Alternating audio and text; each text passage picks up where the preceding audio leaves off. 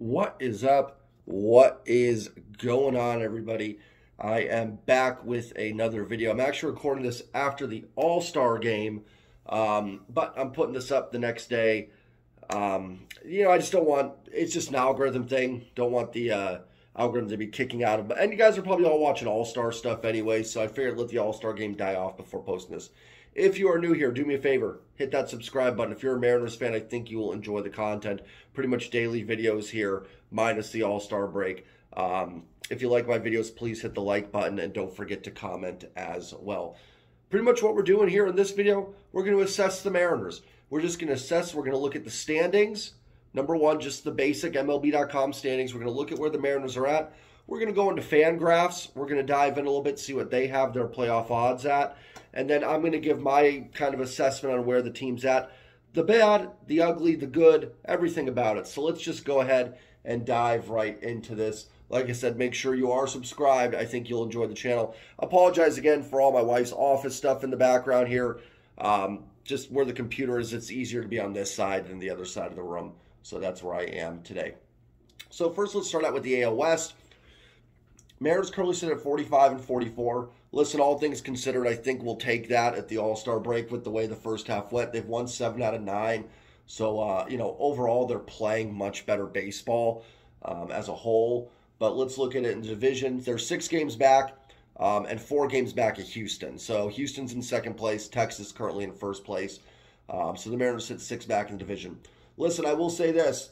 It's a lot closer than it was a couple weeks ago. I would have called this division dead. In fact, I probably did on many post-game recaps. But I would say now that it's doable. I'll also point out the Angels are 7 games back, a game behind the Mariners. It's certainly doable. Texas has dropped off a little bit. They still have a great run differential. They're actually 7 games behind their expected win-loss based on Pythagorean and their run differential. But I believe Texas is something like 11 and 19 in their last 30 games. So they are starting to hit a little bit of a snag. Now, I do think Texas is a good baseball team. I think they will. I don't think they're just going to drop off and drop out of this thing. But they are coming back to the pack a little bit. I still really like Houston. I think that's a fantastic baseball team. But they're banged up. We already know that Lance McCullers and Luis Garcia are out for the season. I believe Urquidy's out for the year as well. I could be wrong on that. They're without Yordan Alvarez right now and Jose Altuve. Now, the Altuve and Alvarez are supposed to be coming back. But again, with injuries, you never know. It's amazing how, especially in baseball, quick little couple-week things turn into month, 2 months. We thought Andres Munoz was going to miss for the Mariners, just the minimum time, and it took him a couple months. Robbie Ray was just going to be out a month. Tommy John. Marco was just going to be out a little bit. He's been out, with no updates. Mitch Haniger last year, a few weeks, wasn't back until September. We know how things linger. So until those guys are really... Now, I think Yordan was taking some BP in the last homestand, so I imagine he is fairly close. But until the rehab assignment starts or until they're activated, you never know on those things. So the Astros are dealing with a lot of injuries right now. And the Mariners probably did catch them at the right time. I'll dive more into my thoughts on the division, but that's where they are. They sit 6 games back of Texas, 4 back of Houston. Now, I will say with both these, the division, the wild card, they're not just chasing one team. They're chasing multiple teams. So keep that in mind. They don't just have to pass Texas. They've got to pass Houston as well. And I'll get into why that can be a little more difficult than maybe people originally think. Let's get into the wild card. Obviously, second year now where there's 3 wild card teams. Right now, Baltimore sits at the top. They have a 5-game lead over Houston and Toronto, who are tied for the second wild card game. I did not realize Baltimore's won 5 in a row. And Boston's won 5 in a row as well. The Yankees are a game back. Boston's 2 games back. Seattle's 4 games back. The Angels and Twins are 5 games back.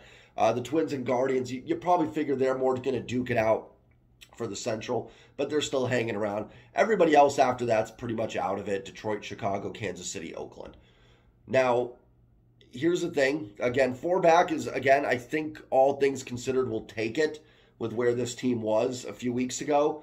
And I'll start getting to it, but there's still a big hill to climb here. They've got to pass Boston, New York, and either Houston, Toronto, or Baltimore. And they're 9 games back of Baltimore. Now, the good news is they still play Houston 6 times, still play Toronto 3 times, still play Boston 3 times, still play Texas 6 times for the division. So you do have games left against these teams. But I will say this, and this is not to be a negative Nancy on these things. You guys know I'm pretty optimistic in general. That's just how I am. But the Seattle Mariners, where were they about, they're 7-2 in their last 9. And before that streak, I want to say they're about 5-6 games back of a wild card. And now they're 4. Now, that's great. They've made up ground. They've played good baseball. And they've passed the Angels. They've made up ground on the Yankees, Toronto, Houston, stuff like that. But they're still 4 games out. Like, despite playing great baseball, they did not make up a ton of ground during that time. And that's the thing I think people forget. It's not just the Mariners have to play good baseball, and let's say they have a 7-3 homestand.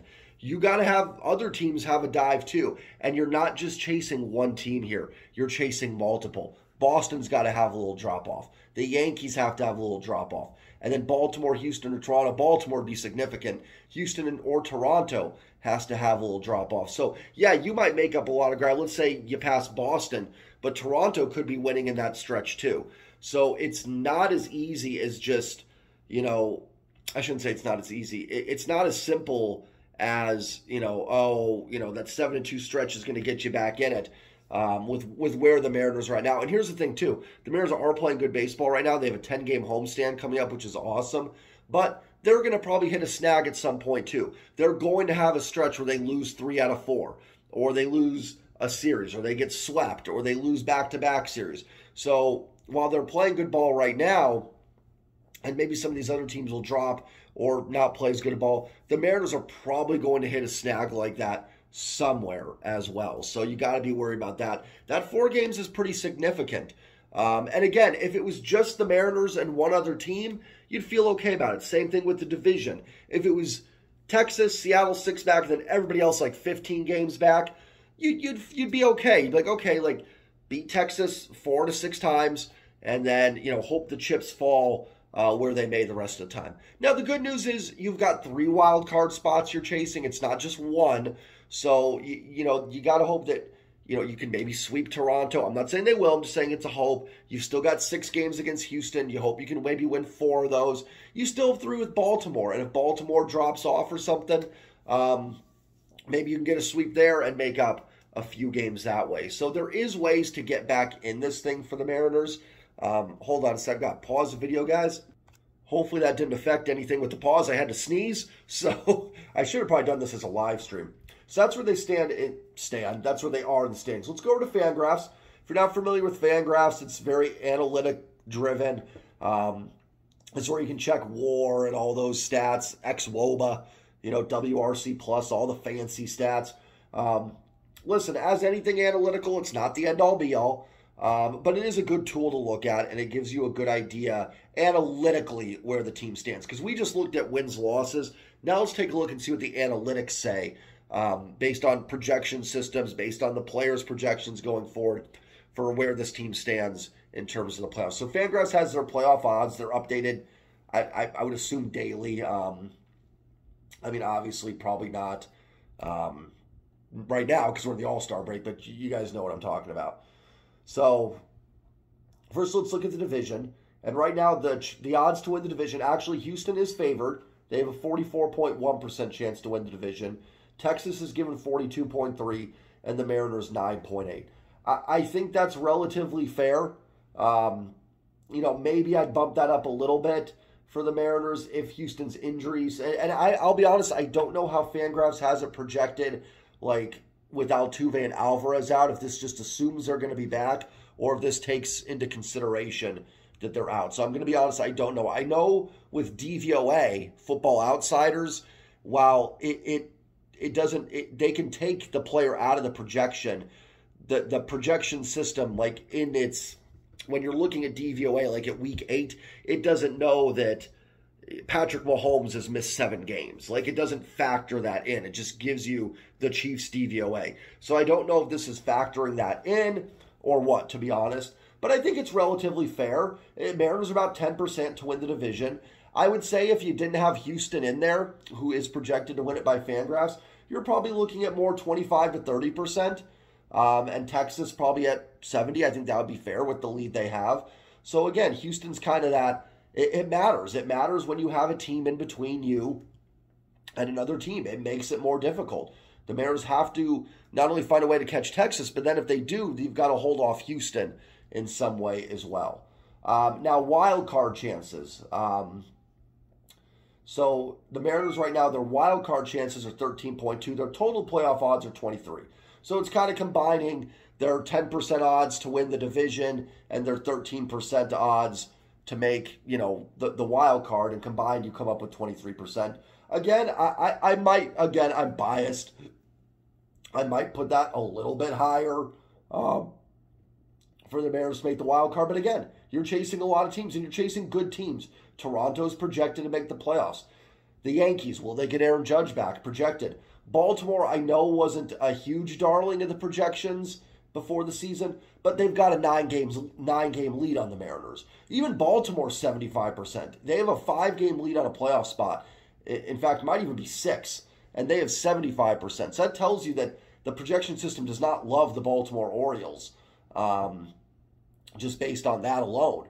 A team in their standing would normally be 90 to 95. But if you're looking at them from the Mariners standpoint, they're 9 games up on the Mariners. That's very significant with 73 games left to play. That is going to be a very hard catch for the Mariners. And the Blue Jays and Astros, the other two teams, are projected to be a little bit better.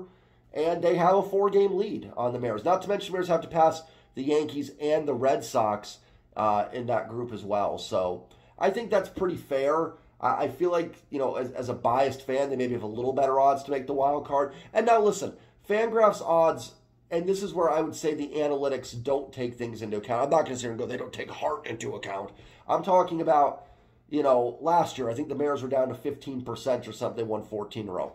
Not predicting them to win 14 in a row, but this can change in a hurry. The Mariners sweep Toronto at the end of the homestand. Let's say that pulls them even, just hypothetically.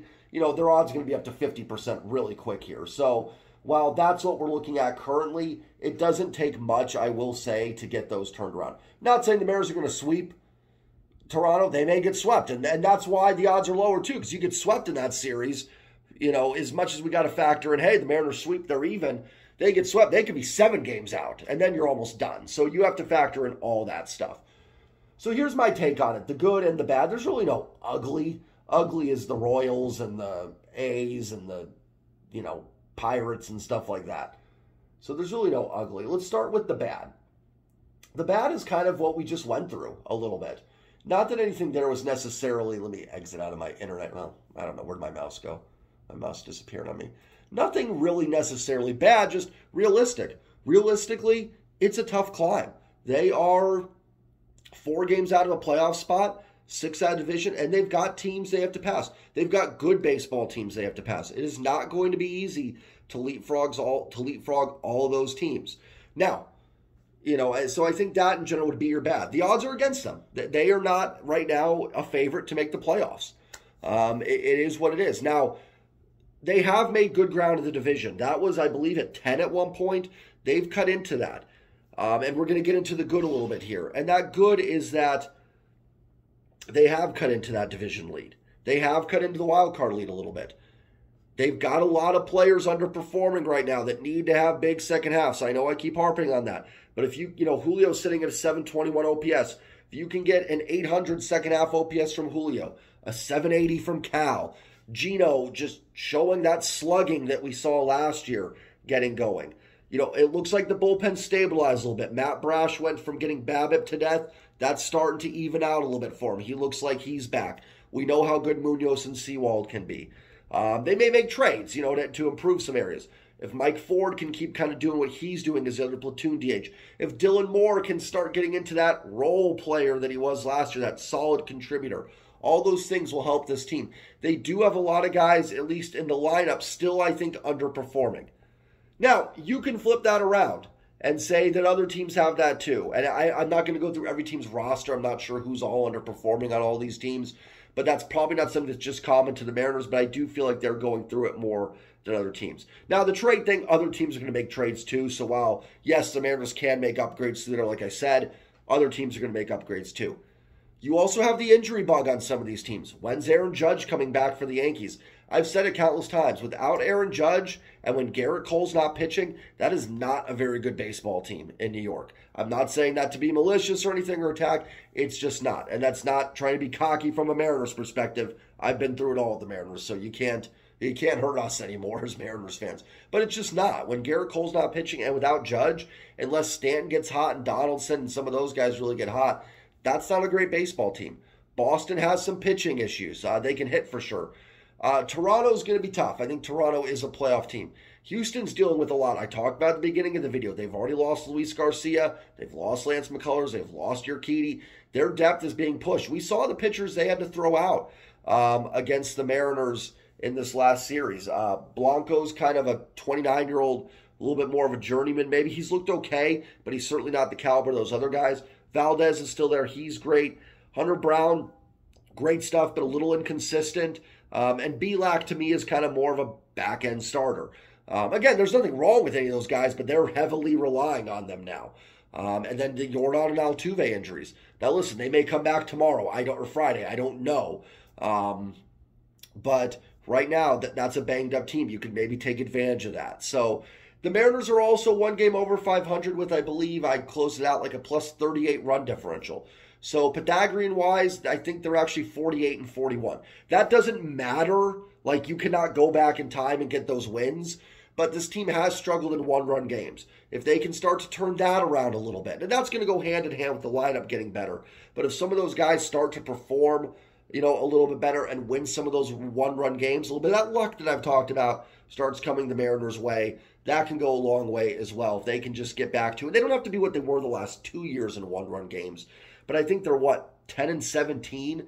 If they could just be, imagine if they were 15 and 12. That's not out of this world. That's slightly above 500. In fact, with what the Mariners' record is, that's probably about what you'd expect them to be in one-run games, is somewhere in that realm. So they can just kind of get that back in line. I do think they have a chance. I would probably say their odds are a little higher than Fangraphs.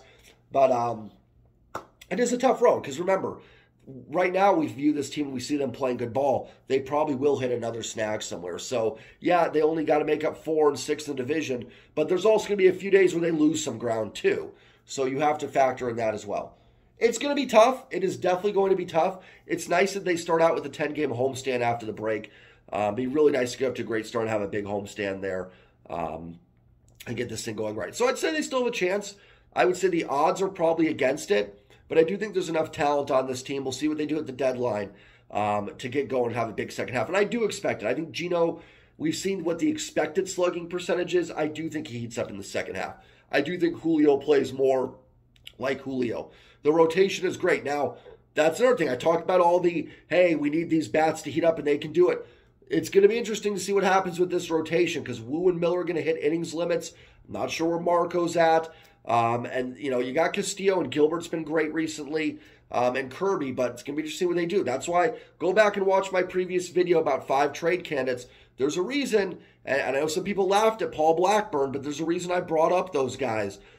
They might need some innings eaters to come in here and help out. So we'll see what happens. Hit that like button, hit the subscribe button, and I will see you guys Friday night for the live stream. Take care, everybody. Have a great night. Peace.